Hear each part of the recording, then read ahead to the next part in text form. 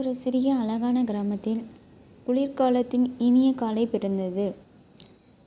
அந்த வீட்டின் ஒரு சின்ன அறையில் லியோ என்ற அழகான சிறுமி தனது மென்மையான போர்வைக்குள் சுகமாக தூங்கிக் கொண்டிருக்கிறாள்.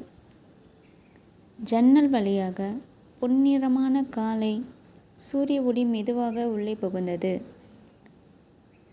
ஜன்னலில் பனித்துளிகள் அழகான வடிவங்களில் உறைந்து வெளியே குளிர்காலத்தின் மாயா உலகத்தை உருவாக்கின. அறை முழுவதும் மென்மையான விளக்குகளின் ஒளி ஒரு அமைதியான மற்றும் வெப்பமான சூழ்நிலை உருவாக்கியது.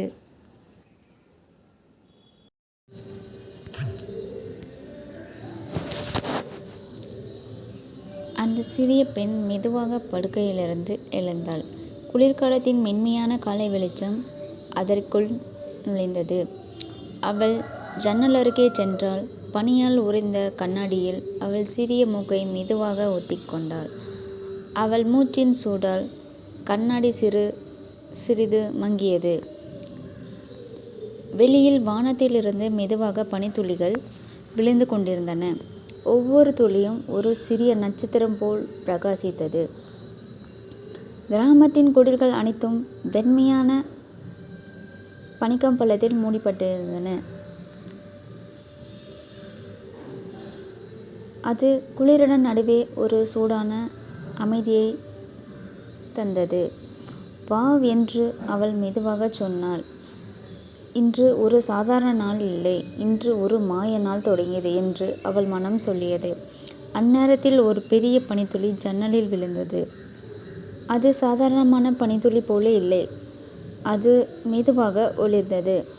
அவள் ஆச்சரியமாக பார்த்து கொண்டிருந்தாள். பெரிய மர வீட்டின் உள்ளே மென்மையான மஞ்சள் விளக்கொளி பரவி கொண்டிருந்தது. அந்த வீட்டில் சிவப்பு நிற கம்பளி, ஸ்வெட்டர் செய்த தொப்பி, நீண்ட கச்சை, மென்மையான பூட்ஸ் அணிந்திருந்த ஒரு சிறுமி அமர்ந்திருந்தாள்.